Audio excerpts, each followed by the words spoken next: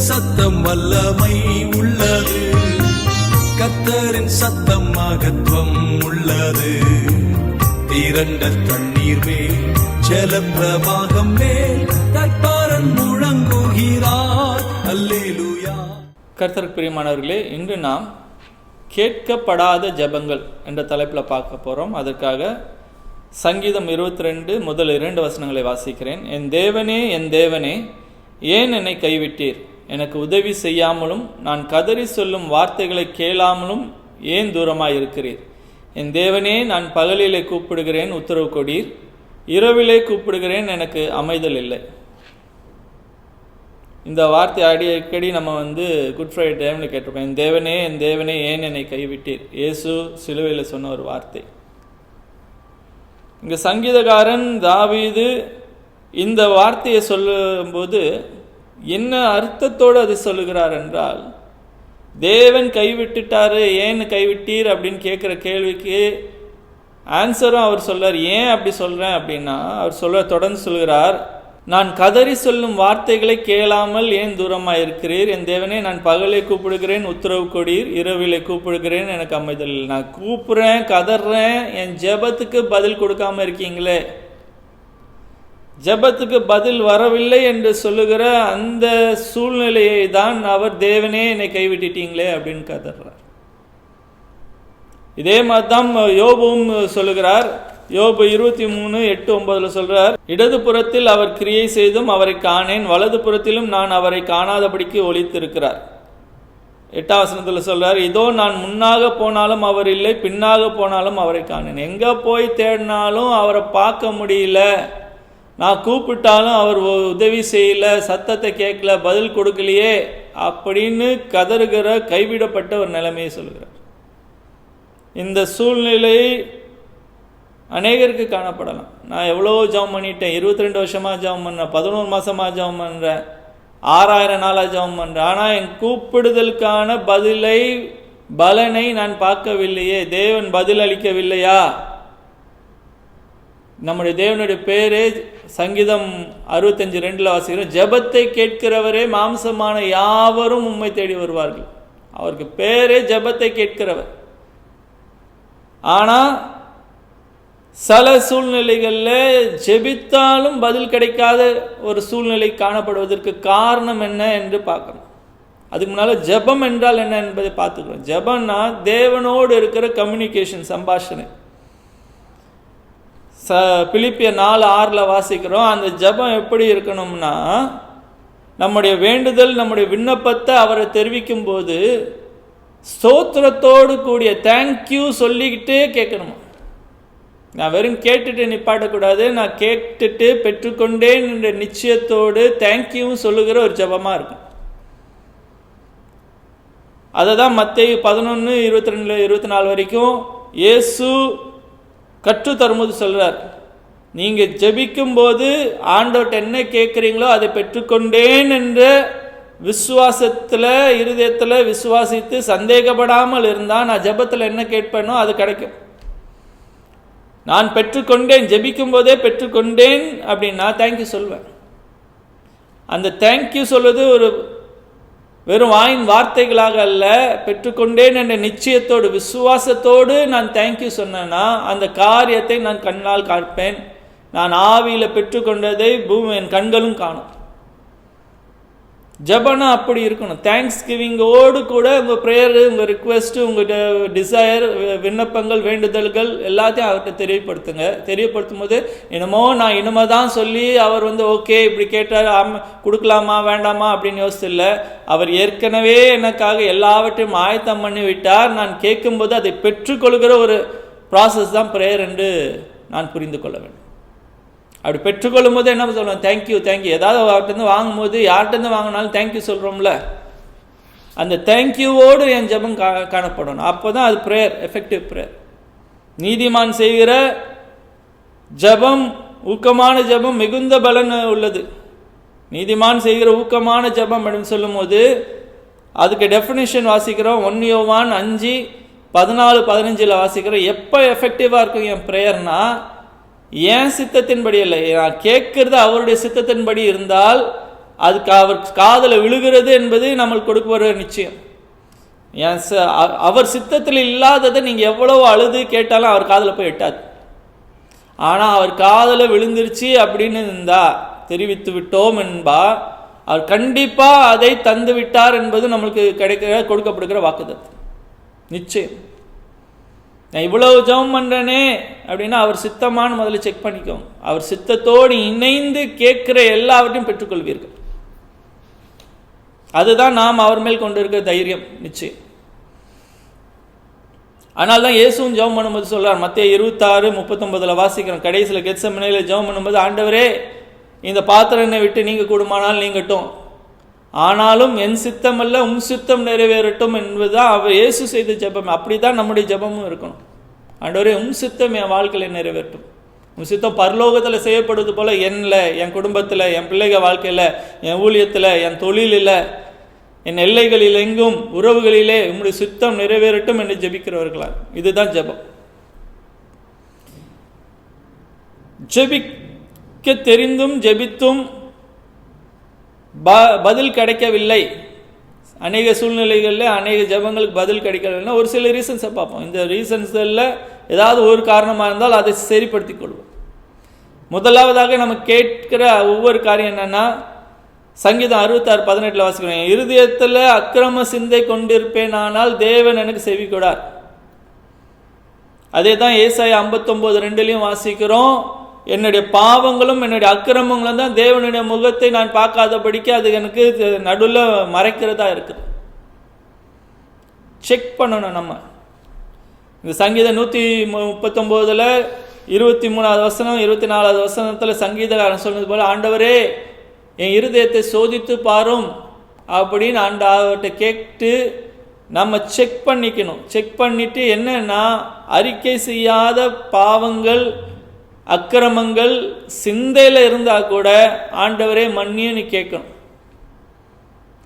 அதுதான் 1 யோவான் 1:9 வாசிக்கிறோம். அப்படி மன்னிப்பை கேட்டால், அறிக்கை செய்தால் அதை மன்னிக்கிறதுக்கு தேவன் உண்மையும் நீதி உள்ளவராக இருக்கிறார். என் பாவங்கள் என் ஜெபம் கேட்கப்படாதபடிக்கு தடையா இருக்கிறதா? ஜெபிக்கிறனே அப்படின்னு போது பதில் கிடைக்கலையா? செக் பண்ண வேண்டிய முதல் காரியம், என்னுடைய வாழ்க்கையில பாவங்கள் அக்கிரமங்கள் இருக்கிறதா? சிந்தையில் இருக்கா? செக் பண்ணுங்க. அக்கிரம சிந்தை கொண்டிருந்தாலே அது தடையா மாறுதான். அதனால சிந்தையில் இருக்கா அப்படின்னு செக் பண்ணிட்டு பதில் கிடைக்க வேண்டும் என்று விரும்புகிறீர்களானால் முதலாவது உங்க கரெக்ட் பண்ணிட்டு தேவனிடத்தில் ஒப்புரவாகும். ரெண்டாவது, நான் என் வாழ்க்கையில் பாவங்கள் அக்கிரமங்கள் அறிக்கை பண்ணாத எந்த காரியமே இல்லையே, இன்னும் ஏன் கிடைக்கல அப்படின்னு சொன்னால், அவர் கொடுக்கலன்னு இல்லை, நான் பெற்றுக்கொள்ளவில்லை.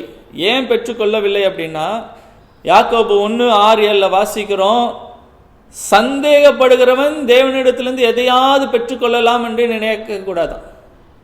சந்தேகம் அப்படின்னு சொன்னா என்னன்னா, அதுக்கு ஓமானமாக அங்கேயே சொல்லுகிறார், எப்படி அலை அடிக்குதோ, பீச்சுக்கு போனால் அலை முன்னால் வருது பின்னால் போது மாதிரி, ஒரு மனுஷன் விசுவாசத்திலும் அவ்விசுவாசத்திலும், அல்லது வேதம் சொல்லுகிறதையும் என் கண்ணால் பார்க்குறதையும் வச்சு நான் இதுவும் அதுவும்னு நம்பிக்கிட்டே மாறி மாறி போயிட்டு இருந்தேன்னா பெற்றுக்கொள்ள முடியாது. வேதம் சொல்லுகிறது தான் சத்தியம், அவருடைய தழும்புகளால் நான் குணமானேன் அப்படின்னா நான் அதில் நிலைத்து நிற்கணும். வசனத்தை கேட்கும்போது எனக்கு சுகம் கிடைச்சது, கத்த தந்தரே உமக்கு சுகத்துக்கு சுகம் தந்தீரே உமக்கு நன்றி அப்படின்னு சொல்லிட்டு, அப்புறம் வேதனை வரும்போதோ இல்லை மெடிக்கல் ரிப்போர்ட்டை பார்த்துட்டு இல்லை நான் ஒன்றும் சுகமாகலை, இல்லை ஆயிட்டேன் ஒன்றும் ஆகலை அப்படின்னு ஒரு அலை எப்படி பின்னால் போயிட்டு வருதோ அதே மாதிரி என்னுடைய விசுவாச நிலை மாறிக்கொண்டே இருந்தால் பெற்றுக்கொள்ள முடியாது. விசுவாசத்தில் நிலைத்திருந்தால் நான் பெற்றுக்கொள்வேன். அவர் சுகத்துக்காக என்னுடைய தேவைகளுக்கான காரியத்தை இனிமே செய்ய போறதில்லை, அவர் ஏற்கனவே எல்லாவற்றையும் செய்து முடித்து விட்டார். நான் பெற்றுக்கொள்வது தான் தாமதம். கேட்கும் போது பெற்றுக்கொள்கிறேன், கேளுங்கள் அப்பொழுது கொடுக்கப்படும். ஏற்கனவே ஆயத்தம் பண்ணினதை பெற்றுக்கொள்கிற ப்ராசஸ் தான் பிரேயர். அந்த பெற்றுக்கொள்ளாததுக்கு தடையாக என்னது? என்னுடைய விசுவாசத்தின் விசுவாசம் இல்லாமல் ஜெபிக்கிறது இல்லை, விசுவாசத்தோடு ஜெபித்தால் கிடைக்கும். அந்த விசுவாசத்தில் நிலைத்து இருக்கணும். சந்தேகம் என்ற காரியத்தில் அப்படி அலைய போல கிடைக்கும் கிடைக்காது, கொடுப்பார் கொடுக்க மாட்டார் அப்படின்னு தடுமாறிக்கொண்டே இருக்கக்கூடாது.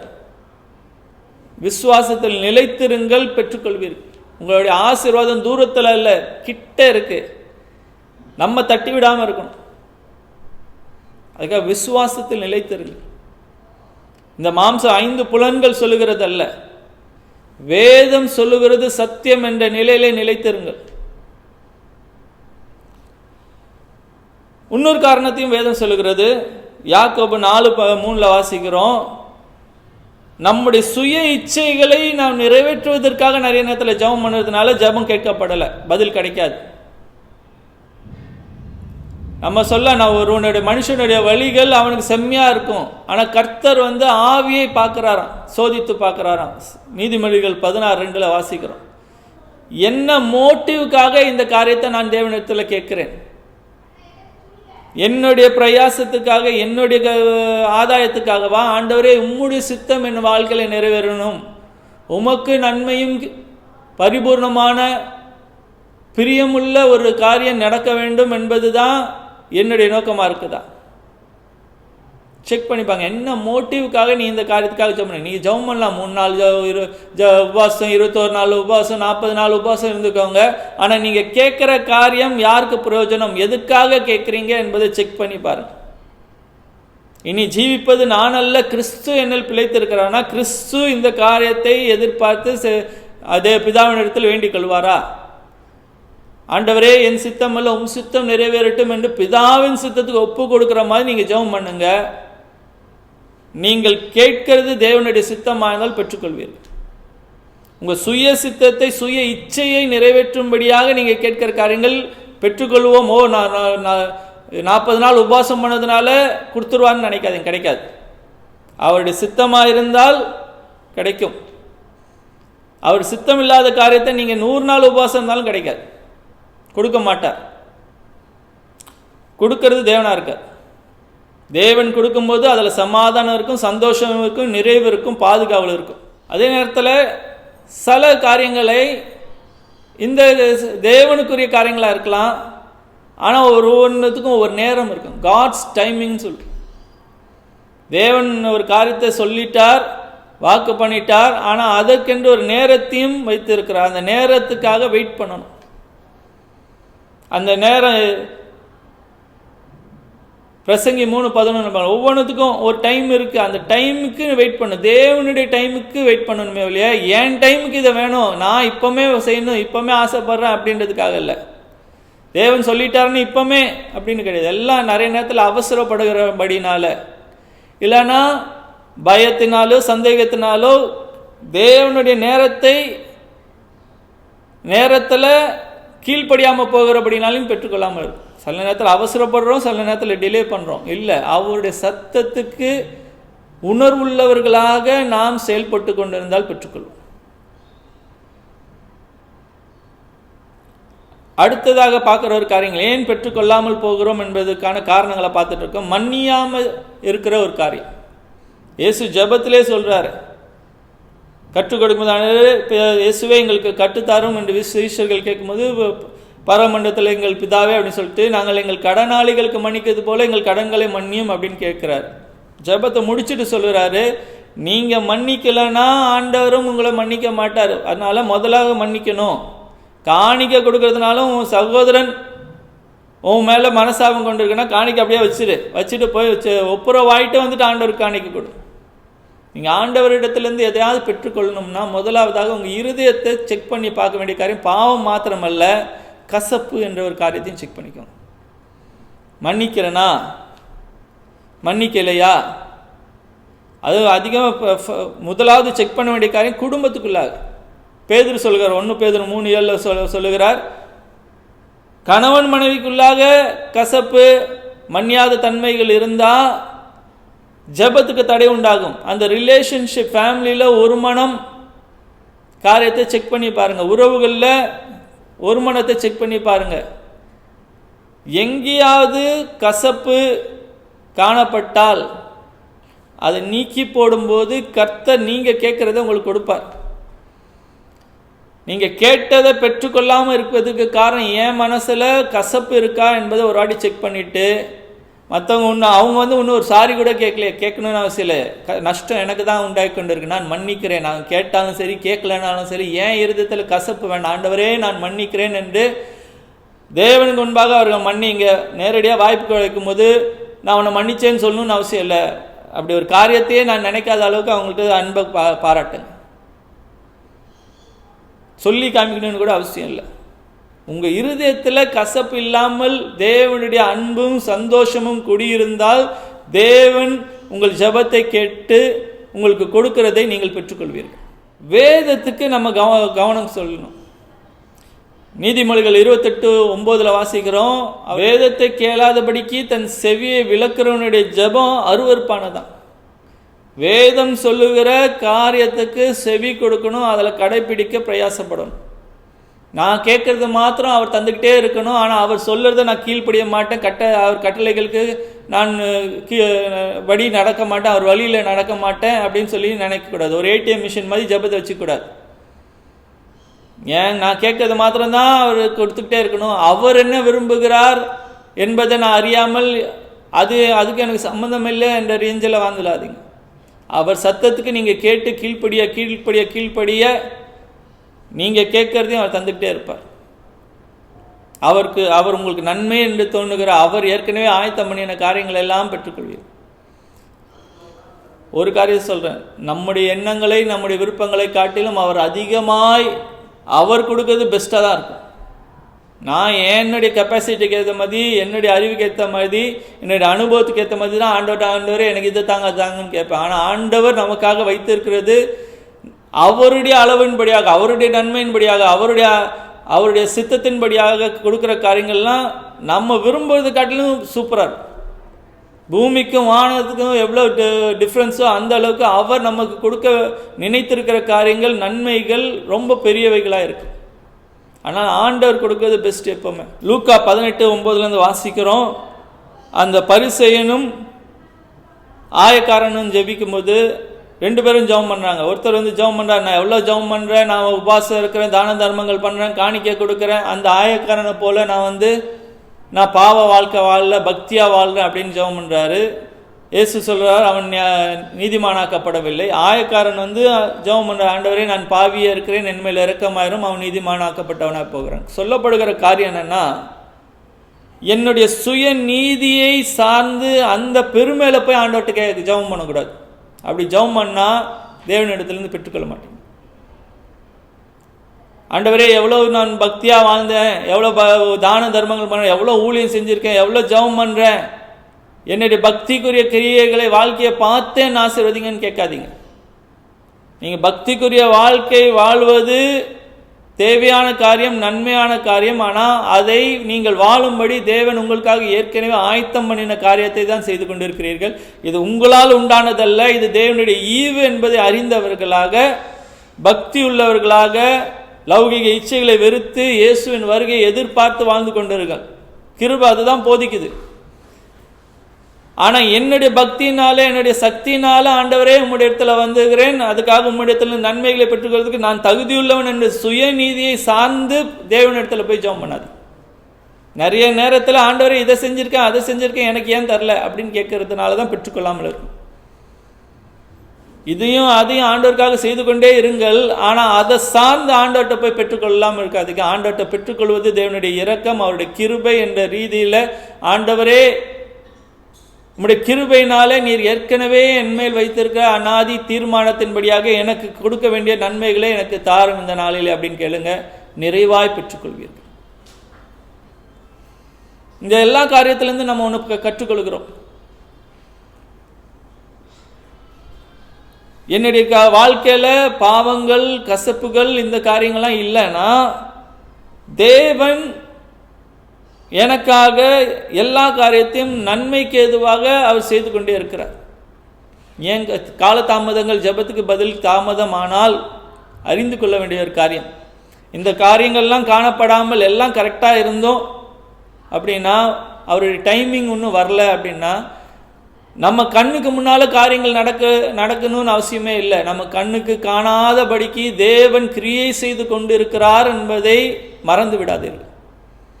சகலமும் நன்மைக்கேதுவாய், நமக்கு நன்மைக்கேதுவாய் தேவன் நடப்பித்துக் கொண்டிருக்கிறார், கிரியை செய்து கொண்டே இருக்கிறார். அவரிடத்தில் அன்பு கூறுகிறவர்களுக்கு, அவருடைய தீர்மானத்தின்படி அழைக்கப்பட்ட ஒவ்வொருவருக்கும் சகலமும் நன்மைக்கு எதுவாகவே நடந்து கொண்டிருக்கிறது. ரோமர் 8:28 வாசிக்கிறோம். லூக்கா 18:1 வாசிக்கிறோம். ஒரு ரோமை சொல்லுகிறார், ஒரு துன்மார்க்கமான ஒரு நியாயாதிபதி இருக்கிறாரு. அவர் யாரையும் மதிக்க மாட்டார், யாருக்கும் உதவி செய்ய மாட்டார், ரொம்ப கொடூரமான மனுஷன். ஆனால் ஒரு விதவை டெய்லி அலட்டி கொண்டு இருக்கிறார், எனக்கு நியாயம் செய்யுங்க, நியாயம் செய்யுங்க, நியாயம் செய்யுங்கன்னு. அப்போ ஒரு டைமில் என்ன பண்ணுறாரு, சலிச்சு போய் இந்த அம்மா என்னை அலட்டாதபடிக்கு அவளுக்கு நியாயம் செய்வோன்னு நியாயம் செஞ்சிடறார். எதுக்கு இந்த ஓமை சொல்கிறாருன்னா, நம்ம சோர்ந்து போகாமல் ஜெபம் பண்ணணும், சோர்ந்து போகாமல் ஜெபம் பண்ணணும்னு சொல்லிட்டு இந்த ஓமை ஏன் சொல்கிறாருன்னா, தேவன் அந்த அநீதி உள்ள அந்த நியாயதி போல என் ஜெபத்துக்கு பதில் தராமல் டிலே பண்ணிட்டு இருக்கிறார், நம்ம அலட்டிக்கிட்டே இருந்தால் அவர் மனம் திரும்பி நல்லவராக மாறி எனக்கு உதவி செய்வார் அப்படின்னு சொல்ல வரல. அந்த அநீதி உள்ள நியாயாதிபதியே உனக்கு நன்மை செஞ்சவனா இருந்தால் நம்முடைய தேவன் எவ்வளவு நல்லவர். நீ அவர் தொடர்ந்து கூப்பிட்டுட்டே இருந்தால் உனக்கு எவ்வளோ அதிகமாய் நன்மை செய்வார் என்பதை காண்பிக்கத்தக்கதான ஒரு கான்ட்ராஸ்ட் பண்ணி காமிக்கிற ஒரு ஓமை அது. என்னுடைய அலட்டுதல் நிமித்தனால் நான் பெற்றுக்கொள்வேன் என்பதை கற்றுத்தரல அந்த ஓமை. தொடர்ந்து ஜெபம் பண்ணும்போது துன்மார்க்கனே உனக்கு நன்மை செய்வானானால் நம்முடைய தேவன் எவ்வளவு நல்லவர். காலதாமதமாகுதுன்னு சோர்ந்து போகாதீங்க, நம்முடைய தேவன் நல்லவர், நீங்கள் அலட்டணும்னு அவசியமே இல்லை, அவர் நிச்சயமாய் உங்களுக்கு நன்மை செய்வார், நியாயம் செய்வார் என்பதை கற்றுத்தருகிற ஒரு ஓமை. நாம் கற்றுக்கொள்ள வேண்டிய ஒரு காரியம், தேவன் நல்லவர், அவருடைய நற்குணத்தில் நீங்கள் நம்பிக்கை உள்ளவர்களாக இருங்க. அவர் நன்மையானதை செய்து கொண்டிருக்கிறார், என் கண்ணில் பார்க்கலனாலும் சரி, காது கேட்கலனாலும் சரி, எனக்காக அவர் நன்மையானதை நடப்பித்து கொண்டிருக்கிறார், அவர் கிரியை நடந்து கொண்டே இருக்கிறது என்பதை விசுவாசிக்கிறவர்களாக இருங்கள். நீங்கள் விரும்புகிறதை பெற்றுக்கொள்வீர்கள். ரெண்டாவது, நம்ம பார்த்தபடியே என் விருப்பத்தின்படி அல்ல, அவர் விருப்பத்தின்படியாக நான் ஜெபிக்கிறவனாக இருக்கும். அதற்கு வேதம் நமக்கு கற்றுக் கொடுக்கிற காரியம் என்னன்னா, சங்கீதம் 37:4 வாசிக்கிறோம், கர்த்தரிடத்தில் மனமகிழ்ச்சியாயிரு, அவர் உன் இருதயத்தின் வேண்டுதல்களை உனக்கு அருள் செய்வார். உன் வழிகளை கர்த்தருக்கு ஒப்புவித்து அவர் மேல் நம்பிக்கையாயிரு, அவரே காரியத்தை வாய்க்க பண்ணுவார். நான் ஒரு காரியத்தை விரும்புகிறேன் அப்படின்னு சொல்லும்போது நான் செய்ய வேண்டிய காரியம் என்னன்னா, என் வழிகளை கர்த்தருக்கு ஒப்புவிக்கணும். அப்போ என் இருதயத்தின் வேண்டுதல் விருப்பங்களெல்லாம் நிறைவேற்றுவார்.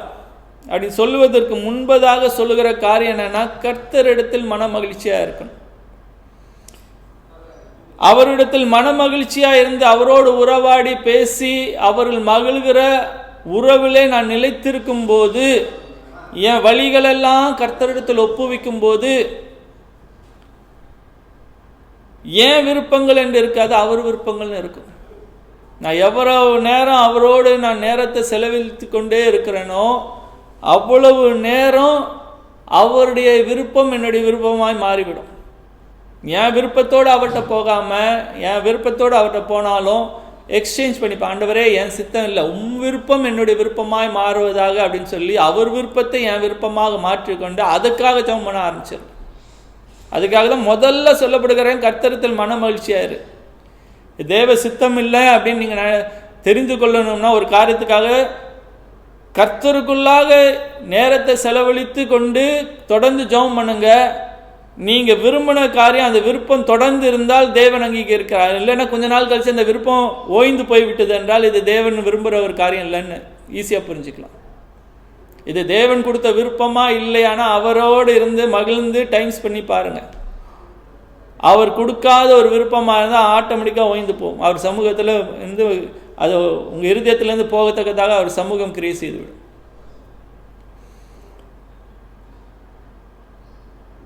அடுத்தது நம்ம வாசித்தபடியாக பிலிப்பியர் 4:6-7 வாசிக்கிறோம். ஜெபம் பண்ணும் போதே ஸ்தோத்திரத்தோடு கூடிய வேண்டுதல் விண்ணப்பம் செய்ய வேண்டும்.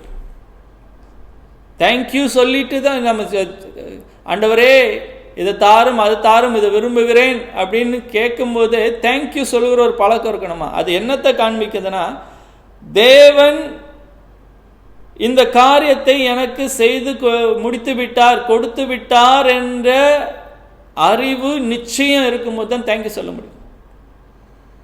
தேவன் என் கண்ணால் பார்க்கலனாலும் சரி, இன்னும் கையில் கிடைக்கலனாலும் சரி, தேவன் அதை கொடுத்து விட்டார், என் கண்கள் பார்க்கறதுக்கு தான் டிலே ஆதே ஒழிய தேவன் கொடுக்கறதுக்கு டிலே இல்லை, அதை பெற்றுக்கொண்டேன் என்ற விசுவாசத்தில் தேங்க்யூ சொல்ல பழகுங்க. நிறைய பேர் சோத்திரம் சோத்திரம் சோத்திரம் அப்படின்னு ஜபத்தில் சொல்லுவாங்க. எதற்காக? அந்த காரியத்தில் குறிப்பாக நன்றி செலுத்துகிறவர்களா இருக்காங்க. அது ஏதோ ஒரு ஃபார்முலா மாதிரி இல்லை, விசுவாசத்தினால தேங்க்யூ சொல்லணும். அப்படி இருக்க கற்றுக்கொள்வோம். அப்படி கற்றுக்கொள்ளும் போது என்னுடைய ஜெபம்லாம் எஃபெக்டிவாக மாறுகிறது. இன்னொரு காரியம், எரேமியா 29:13 வாசிக்கிறோம், நம்ம முழு இருதயத்தோடு அவரை நோக்கி தேடும் போது அவரை நம்ம கண்டடையலாம். நான் கேட்கறது முழு இருதயத்தோடு கேட்குறேன்னா, என்னுடைய கொடுத்தா நல்லது தான், கிடைச்சா ஓகே அப்படின்னு இல்லை, முழு இருதயத்தோடு ஃபுல் டிசைர் அட்டென்ஷன் இருதயத்தோடு நான் கேட்கிறேனா என்பதும் செக் பண்ணி பார்த்துக்கணும். நிறைய நேரத்தில் கிடைச்சா ஓகே ட்ரை பண்ணி பார்ப்போம், லாட்ரி சீட்டு மாதிரி ஜபத்தை வச்சுக்கூடாது. தேவ சித்தம் என்று அறிந்து அவருடைய சமூகத்தில் உட்காரும்போது இதுதான் தேவ சித்தம் என்ற தெளிவு இருந்தால் அதில் நிலைத்திருங்க.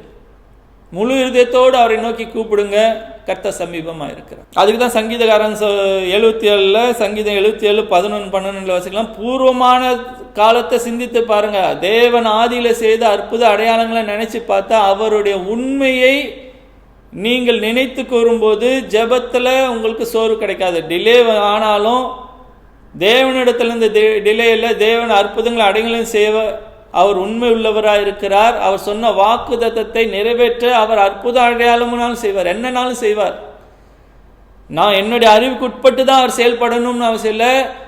நான் விசுவாசித்தால் அடுத்த செகண்டே எனக்கு ஒரு கால் வரும், நான் விரும்பின காரியம் நிறைவேற்றுன்னு சொல்லுகிற அளவுக்கு கர்த்தர் அற்புதங்களும் அடையாளங்களும் செய்ய முடியும். அது செக் பண்ணி பார்த்துக்கோங்க. அவருடைய உண்மையை நீங்கள் நம்புகிறவர்களாக, அதை சார்ந்தவர்களாக வாழுங்க. ஜபத்தில் டிலே வருது, பதில் கிடைக்க டிலே ஆச்சுன்னா தேவன் ஒருவேளை என்னை கை விட்டுட்டாரா, தேவன் என்னோடு இல்லையா அப்படின்னு ஒரு சந்தேகம் வந்துடக்கூடாது. அவர் நீங்கள் விரும்பினதை கொடுக்காததுனால அவர் உங்களோடு இல்லை என்ற நினைப்பு வந்துடக்கூடாது. தேவன் உங்களோடு தான் இருக்கிறார். அவர் கொடுத்த வாக்குத்தத்தமே உலகத்தின் முடிவு பரிந்தும் நான் உங்களோடு இருப்பேன் என்று தான். தேவன் உங்களோடு இருக்கிறார் என்ற நிச்சயம் இருக்கணும். எனக்கு ஆபத்து நேரத்தில் அனுகூலமான துணையானவர் அவர் என்பது அறிந்திருக்கணும். தேவனுடைய சமூகத்தை குறித்ததான உணர்வும் நிச்சயமும் நமக்கு இருக்கணும். எந்த நேரத்திலும் ஜபத்துக்கான பதிலை நான் பெற்றுக்கொண்டதுனால தேவன் என்னோடு இருக்கிறார், ஜபத்துக்கான பதிலை கிடைக்காதனால அவர் என்னோடு இல்லை என்ற ரீதியில் முடிவெடுத்துக் கொள்ளாதீர்கள். நீங்கள் விரும்பினதை பெற்றுக்கொண்டாலும் பெற்றுக்கொள்ளாமல் போனாலும் அவர் உங்களோடு எப்பொழுதும் இருக்கிறார் என்ற உணர்வு உங்களுக்கு இருக்க வேண்டும், நிச்சயம் இருக்க வேண்டும். அதை தேவன் இன்று உங்களுக்கு உணர்த்தும்படியாக தான் இந்த வார்த்தைகளை பேசிக்கொண்டிருக்கிறார். தேவன் உங்களை நேசித்து கொண்டு இருக்கிறார், உங்களோடு இருக்கிறார். நீங்கள் அவரோடு இருக்கிறீர்களா என்பதை செக் பண்ணி பாருங்க. கசப்பு பாவங்கள் ஏதாவது இருந்தால் அதை விட்டு ஓய்ந்து மனம் திரும்பி அறிக்கை செய்யுங்கள். உங்கள் சுய சித்தத்தை நிறைவேற்றும்படி ஜெபிக்காமல் அவர் சித்தம் என்ன என்பதை அறிந்து அந்த சித்தம் நிறைவேற வேண்டும் என்று ஜெபித்துக் கொண்டிருங்கள். குடும்பத்தில் உறவுகள் ஒரு மனம் இல்லாமல் இருந்தால் அந்த காரியத்துக்காக மனஸ்தாபப்பட்டு மற்றவர்களோடும் ஒப்புரவாகுங்கள். தேவனிடத்தில் போகும்போது உங்கள் சுய நீதியை சார்ந்தவர்களாக, சுய பக்தியை சார்ந்தவர்களாக போகாமல் அவருடைய கிருபை சார்ந்தவர்களாக போய் ஜெபியுங்கள். கர்த்தர் உங்கள் ஜெபத்துக்கு பதில் தருகிறார். அவர் பேரே ஜெபத்துக்கு பதில் கொடுக்கிற தேவன், ஜெபத்தை கேட்கிற தேவன். இந்த நாளிலே உங்கள் ஜெபங்கள் எல்லாவற்றுக்கும் பதில் தருவாராக. உங்களுக்காக நான் ஜெபிக்கிறேன். தகப்பனே, இந்த நாளிலும் உங்களுடைய சத்தத்தை கேட்ட ஒவ்வொருத்தருக்காக நான் ஜெபிக்கிறேன். ஆண்டவர், ஜெபத்தை கேட்கிறவர் நீர் என்பதை அவர்கள் அறிந்து கொள்ளத்தக்கதாக இந்த நாளிலே கர்த்தாவே அவர்கள் வேண்டிக் கொள்கிற ஒவ்வொரு காரியத்துக்கும் நீர் பதில் தருவீராக. ஜெபம் கேட்கப்படாதபடி இருக்கிற தடைகள் காணப்பட்ட அவர்கள் இருதயத்திலிருந்து அவருடைய வாழ்க்கையிலிருந்து அதை நீக்கி போட ஆவியானவரே நீர் உதவி செய்வீராக, கிரியை செய்வீராக. தேவ சித்தத்துக்கு உட்பட்டவர்களாய் தேவ சித்தத்தோடு இணைந்து ஜெபித்து நீர் ஏற்கனவே ஆயத்தம் பண்ணின நன்மைகளை சுதந்திரிக்க அவர்களுக்கு கிருபைத்தார். சரீரத்தில் சுகம் பெறுவது தேவ சித்தம் என்பதை நாங்கள் அறிந்திருக்கிறோம். விசேஷமாக இந்த நேரத்தில் சரீரத்தில் பலவீனப்பட்டவர்கள், வியாதிப்பட்டவர்களுக்காக ஜெபிக்கிறேன். ஆண்டவரே, உம்முடைய சுகத்தை அவர்கள் பெற்றுக்கொள்வார்களாக. சரீரத்தில் ஆரோக்கியம், சுகம் உண்டாகட்டும். அந்த வேதனைகள், வியாதிகள் இயேசு நாமத்தினாலே வெளியேற என்று கட்டளையிடுகிறேன். ஆண்டவரே, நாங்கள் செழித்திருப்பதும் உம்முடைய சித்தம் என்பதை அறிந்திருக்கிறோம். ஆண்டவரே, தொழிலிலே, வியாபாரத்திலே, பொருளாதார காரியங்களிலே கர்த்தாவே குறைப்பட்டவர்களுக்காக ஜெபிக்கிறேன். விசுவாசத்தோடு உங்கள் சத்தத்தை கேட்டு அவர்கள் செயல்பட உதவி செய். இந்த குறைவுகள் எல்லாம் நீங்கி போகும்படியாக இயேசு நாமத்தில் கட்டளையிடுகிறேன். நிறைவே இயேசு நாமத்தில் கட்டளையிடுகிறேன். ஆண்டவரே, அதை சுதந்திரிக்க ஆலோசனை தந்து, ஞானம் தந்து அவர்களை நடத்துவீராக. நல்ல ஐடியாஸ் அவர்களுக்கு வரட்டும். ஆண்டவர், குடும்பத்தில் விசேஷமாக சமாதானத்துக்காக ஜெபிக்கிறேன். ஆண்டவர், சமாதானத்தின் காரணர் நீர். அவர்களோடு இருக்கிறபடினாலே சமாதானத்தை குலைக்கிற காரியங்கள் நீங்கி போட்டும், கசப்புகள் நீங்கி போகட்டும், ஒருமனம் உண்டாவதாக. ஆண்டவரே, தொடர்ந்து ஜெபித்து தேவ சித்தத்தை நிறைவேற்றுகிறவர்களாக பூமியில வாழ இவர்களுக்கு உதவி செய்யுங்க. இயேசு நாமத்தில் கேட்கிறேன் நல்ல பிதாவே, ஆமென். God bless you. For contact J. Seelan Paul Ministries, contact number 97907522795. Mail ID wordofgod.paul@gmail.com. J. Seelan Paul Ministries வழங்கிய நற்செய்தி உங்களுக்கு பிடிச்சிருந்தா மறக்காம இந்த சேனலை லைக் பண்ணுங்க, ஷேர் பண்ணுங்க, சப்ஸ்கிரைப் பண்ணுங்க. கீழே இருக்க பெல் ஐக்கானை கிளிக் பண்ணுங்க.